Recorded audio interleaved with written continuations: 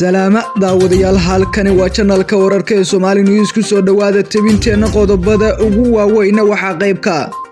ah diyaar garowga ugu dambeeyay furitaanka shirka golaha wada tashiga qaranka arrimaha doorashooyinka oo magaalada Muqdisho ka socdo ra'iisul wasaare Roble iyo madaxda maamulada Puntland iyo Jubbaland oo ka wada hadlay xaaladaha siyaasadeed ee dalka iyo khilaafka haatan ka dhex taagan Farmaajo iyo Roble ciidamada ammaanka magaalada Muqdisho iyo rag hubeysan oo xalay dagaal qasaare geystay ku dhex maray magaalada Muqdisho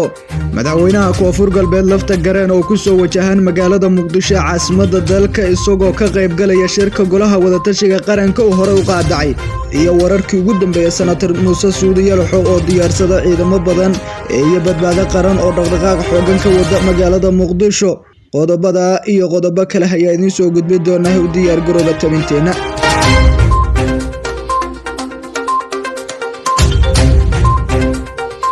sanad wanaagsan mar kale ku soo dhawaada qodobada aad maqasheen waa kowda bisha January sanadka 2022 ee cusub hadii ayna ku hormarna diyaar garowga ugu dambeeyay shirka golaha wada tashiga qaranka ayaa ka socdo magaalada Muqdisho waxa magaalada Muqdisho caasimadda dalka ka socota qabanqaabadii ugu dambeysay ee lagu furayo shirka golaha wada tashiga u dhaxeeya xukuumadda ra'iisul wasaare Roble iyo madaxda dowlad goboleedyada dalka ka oo lagu wada in maalinta Isniinta uu ka furmo caasimadda dalka ra'iisul wasaare Maxamed Xuseen Roble ayaa waxa wada dardargelintii ugu dambeysay qabsoomida shirkaasi iyadoona madaxda maamul goboleedyada dhamaantood ay ka qayb gali doonaan shirka oo ka furmaya magaalada Muqdisho shirka golaha wada tashiga qaranka ayaa dhankooda la qorsheenaya inay ka qayb galaan musharaxiinta mucaaradka ah ee midowga musharaxiinta maadaama looga hadlayo arrimaha doorashooyinka iyo qaybaha kala duwan ee bulshada qaybaha dambe ee gabagabada shirkaasi Maxamed Ibrahim Macalimow afayeenka xukuumadda ra'iisul wasaare Roble waxa uu sheegay inuu diyaar garowga shirka lagu furayo ee golaha wada tashiga qaranka oo hore u cilaamiyay ra'iisul wasaare Roble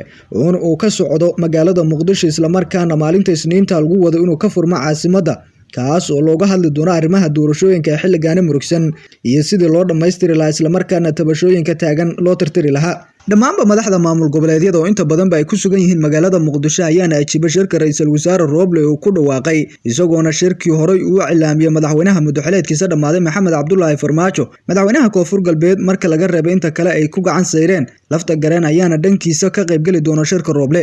dhinaca kalena ra'iisul wasaaraha xukuumadda xilgaarsiinta Maxamed Xuseen Roble ayaa xalay la shiray madaxda dowlad goboleedyada Puntland iyo Jubbaland Axmed Maxamed Islaam Axmed Madoobe iyo Saciid Cabdullaahi Dani sida lagu shaaciyay qoraal ka soo baxay xafiiska ra'iisul wasaare Roble ayaa labada madaxweyne waxa uu kala hadlay qabanqaabada shirka golaha wada tashiga qaranka oo dhawaan Muqdisho ka furmaya kaas oo injadihiisu yahay dardargelinta doorashooyinka dalka ka socdo ra'iisul wasaare Maxamed Xuseen Roble waxa uu magaalada Muqdisho xalay kula kulmay madaxweynayaasha Puntland iyo Jubbaland Saciid Cabdullaahi Dani iyo Axmed Madoobe isagoona kala hadlay qabanqaabada shirka golaha wada tashiga qaranka iyo dardargelinta doorashooyinka dalka ayaa lagu yiri qoraal ka soo baxay xafiiska Roble kulanka madaxweynayaasha maamulada Puntland iyo Jubbaland iyo ra'iisul wasaare Roble ayaa looga hadlay dhankooda khilaafka xilligan doorashooyinka ka taagan iyo sidoo wax looga qaban lahaa ila xogogolyaha ayaa xaqiijiyay in madaxda Puntland iyo sidoo kale Jubbaland ay kala hadleen ra'iisul wasaaraha xukuumadda xilgaarsiinta khilaafka haatan isaga iyo madaxweynaha muddaxileedkiisa dhamaada u dhaxeeyo sidoo loo xalin lahaa maadaama doorashada saameyn togan ay ku yeesheen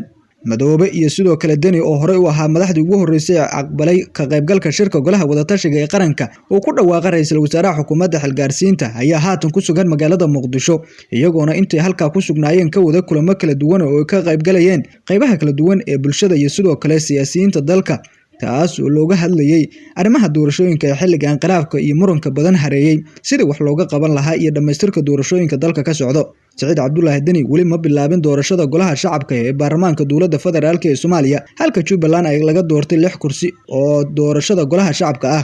sida uu shaaciyay xafiiska ra'iisul wasaaraha xukuumadda xilgaarsiinta waxa dhankiisa ka qayb galaya shirka arrimaha doorashooyinka golaha wada tashiga qaranka madaxweynaha Koonfur Galbeed Soomaaliya Cabdicasiis Maxamed Xasan lafta gareen oo hore u qaadacay shirkaasi afayeenka xukuumadda Soomaaliya Maxamed Ibrahim Macalimow ayaa qoraal uu soo saaray waxa uu ku faahfaahiyay diyaar garowga shirka arrimaha doorashooyinka ee golaha wada tashiga qaranka Macalimow ayaa shaaciyay madaxweynaha Koonfur Galbeed Cabdicasiis lafta gareen oo Muqdisho ku soo wajahan yahay xilli uu hore u diiday ka qaybgalka shirka isagoo taageero xoogan siiyay madaxweynaha muddaxileedkiisa dhamaada Farmaajo magaalada Muqdisho waxa ku sugan madaxweynayaasha dowlad goboleedyada Hiirshabelle Galmudug Puntland iyo Jubbaland madaxweynaha Koonfur Galbeed ayaana la filayaa dhankiisa inuu soo gaaro Muqdisho sida lagu shaaciyay qoraalka xafiiska ra'iisul wasaare Roble qoraalka afayeenka xukuumadda ayaa waxa uu inta ku daray waxaa socda diyaargarowga furitaanka shirka golaha wadatashiga qaranka uu cilaamiyay ra'iisul wasaare Maxamed Xuseen Rooble sida ayna xogta ku helna lafta gareen ayaa bedela mowqifkiisii iyo diidmada ahaa ee shirka kadib cadaadis xoogan oo kala kulmay dowladda Mareykanka kaaliyaha xogayaha arrimaha dibadda ee Afrika ee Mareykanka ayaa maalmahan wada cadaadis ay taageero xoogan ugu raadinaysa shirka golaha wadatashiga qaranka oo ay kala hadashay hogaamiyaha Koonfur Galbeed lafta gareen ayaa hadda la filayaa inuu gaaro Muqdisho si uu uga qayb galo shirkaas oo dhawaan ka furmi doona caasimadda dalka lafta gareen hogaamiyaha Koonfur Galbeed ayaa sameyn karay kahor intiisa shirka ra'iisul wasaare Rooble ku gacan siirin inuu xiisada taagan ka aamuso ama ugu yaraan xaaladda taagan maalmo oo cabiro hase yeeshee cadaadis kaga yimid fila Soomaaliya ayuu ku qasbanaaday inuu go'aan degdeg ah qaato kaas uu ku taageeray madaxweynaha madaxweynaadkiisa dhamaaday Maxamed Cabdullaahi Farmaajo lafta gareen oo Muqdisho ku soo wajahan waxa la qorsheynayaa in shirka dhawaan uu ka furmi doono halkaasi uu ka qayb gali doono iyadoona madaxda maamul goboleedyada kale ay ajiibeen marka laga reebo madaxweynaha Koonfur Galbeed Soomaaliya oo taageeray madaxweynaha madaxweynaadkiisa dhamaaday Maxamed Cabdullaahi Farmaajo dowladda Mareykanka ayaa dhinacyada siyaasadda Soomaaliya xilligan cadaadis xoogan ku saaraysa in xiisadaha taagan wax laga qabto isla markaana doorashada la dedejiyo shirka golaha wadatashiga qaranka ayay si gooni ah xoog u saartay sidoo uu qabsoomi lahaa maadaama arrimo badan oo doorashooyinka lagu gorfeynayo xiisadaha taagan iyo tabashada laga qabo doorashadana wax ka bedel lagu sameey doono inkastoo wali ay taagan tahay xiisada ka dhex taagan madaxweynaha madaxweynaadkiisa dhamaada Farmaajo iyo ra'iisul wasaaraha xukuumadda xilgaarsiinta haddana Rooble ayaa hore u cilaamiyay in doorashada ilaa ay dalka soo gabangabeeyo shaqadiisa si joogto ah u sii wadan doono Farmaajo kuma farxin maalmihii dambe tilaabooyinka uu qaaday xafiiska ra'iisul wasaare Rooble dowladda Mareykanka ayaa dhankiisa u sheegtay in ra'iisul wasaaraha Rooble tilaabooyinka iyo dadaalada doorashooyinka ku aadan uu wado uu ku taageero ciidamada ammaanka dowladda federaalka ee Soomaaliya iyo rag hubeysan ayaa xalay ku dagaalamay gudaha magaalada Muqdisho waxaana ka dhashay dagaalka khasaaro faahfaahinno dheeraad ah ayaa waxa ay ka soo baxayaan israsaaseyn xalay ku dhaxmarta qaybo ka mid ah degmada Kaaraan ee gobolka Banaadir ciidanka ammaanka iyo kooxo burcada kadib markii ay isku dhaceen ciidamada booliska degmadaas iyo sidoo kale rag hubeysan oo watay dariiska ciidamada dowladda militariga ee federaalka ee Soomaaliya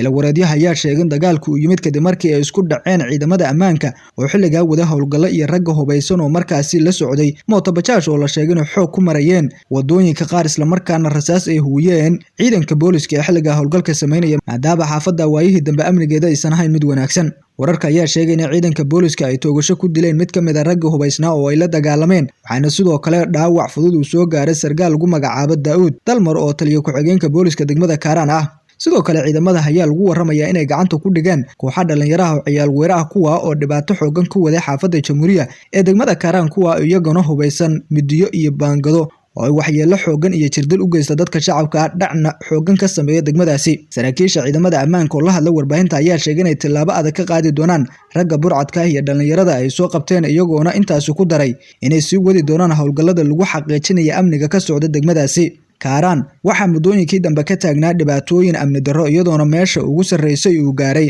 qaylo dhaanta dadka shacabka ee ku nool degmada ka soo baxayo magaalada Muqdisho waxaa haatan ka taagan xaalado isbiirsaday iyo xiisad siyaasadeed iyo mid amni darro taasoo ku soo aaday xilli dalka uu doorasho ku jiro ugu dambeyntiina mucaaradka dowladda federaalka ee Soomaaliya ayaa wada dhaqdhaqaaqyo xoogan ee ku aadan sidii mar kale ciidamada badbaado qaran oo haatan ku sugan magaalada Muqdisho iyo barnaamijyo ay u soo celin lahaayeen caasimadda dalka qaybo ka mid oo haatan ciidamada badbaado qaran mar kale dib loogu soo celiyay waxay dhaqdhaqaaqyo xoogan ka wadaan iyadoona la sheegayo in ay xoog saarayaan sidii ay Farmaajo uga bixi lahaayeen fila Soomaaliya waa sida ay xogaha ku helnay iyadoona maalmihii dambe magaalada Muqdisho ay ka socdeen shirar lagu cambaareynayay tilaabada ay mucaaradka ku tilmaameen afgambi oo madaxweynaha madaxweynaadkiisa dhamaaday Maxamed Cabdullaahi Farmaajo uu ku dhaqaaqay maadaama ra'iisul wasaare Rooble uu sheegay inuu xilka ka tuuray isla markaana ciidamo u duldhigay xafiiskiisa guriga senator Muuse Suudi Yalaxow ayaa la sheegay in ciidamadii ugu badnaa ay mucaaradka ku diyaarsadeen isla markaana heegan buuxa ay ku jiraan inkastoo la ogeyn ujeedooyinka ciidamada laga leeyahay haddana sida ayna xogta ku helnay waa ciidamo lagu doonayo in haatan ay dagaal ku qaadaan fila Soomaaliya iyadoona la ogeyn sida ay tilaabadaasi u suurtagal u tahay guriga senator Muuse Suudi Yalaxow ayaa la sheegay in ciidamada ugu badnaa ay ku diyaarsan yihiin oo heegan ku jiro iyadoona la leeyahay midowga musharaxiinta ayaa tilaabadaas ka dambayso lama oga tilaabooyinka ciidamada ay qaadi doonaan iyo hadafkooda balse mucaaradka ayaa guluf xoogan ugu jira sidii ay fila Soomaaliya uga soo saari lahaayeen madaxweynaha madaxweynaadkiisa dhamaaday Maxamed Cabdullaahi Farmaajo siyaasiyiinta dalka ayaa qaba in madaxweyne Farmaajo ilaa doorashada dalka ay dhamaato. Senator Muuse Suudi Yalaxow waxa uu ka mid yahay mucaaradka ugu adag ee xilligan ka soo horjeeda madaxweynaha madaxweynaadkiisa dhamaaday Maxamed Cabdullaahi Farmaajo, iyadoona la sheegaya in saraakiil sarsare iyo sidoo kale mas'uuliyiin ka tirsan dowladda federaalka ee Soomaaliya xilligan la garab taagan yihiin ay ciidamadaasi wax ka abaabulayaan ku sugan guriga Muuse Suudi Yalaxow, iyadoona xusud madanta in degmada Daynila qaybo ka mid ay ku sugan yihiin ciidamada badbaado qaran oo haray dhowr habeen ka hor u ag jooga filla Soomaaliya. xiisada siyaasadeed ee dalka ayaa marba marka ka dambeysa kasii darayso, iyadoona la ogeyn halka ay ku dambeyn doonto inkastoo shirka golaha wadatashiga qaranka oo lagu ballansan yahay in dhowaan uu ka furmo magaalada Muqdisho madaxda maamul goboleedyada badankoodna ay ku sugan yihiin caasimadda dalka. Soomaaliya beesha caalamka waxay cadaadis xooggan ku saaraysaa in si degdeg ah doorashooyinka dalka loo dhammaystiro, xiisadaha siyaasadeed ee taaganna wadahadal lagu dhameeyo. inta ayaana ku soo gabagabaynaa barnaamij wareedkeena aad kala socoteen channelka wararka ee Somali News. waad ku mahadsantahay daawashada muuqaalkan, sii share garay hadduu ku soo gaaro page-kana iyo YouTube-kana ku soo biira. mahadsanidin sanad cusub ayaa idin leenahay.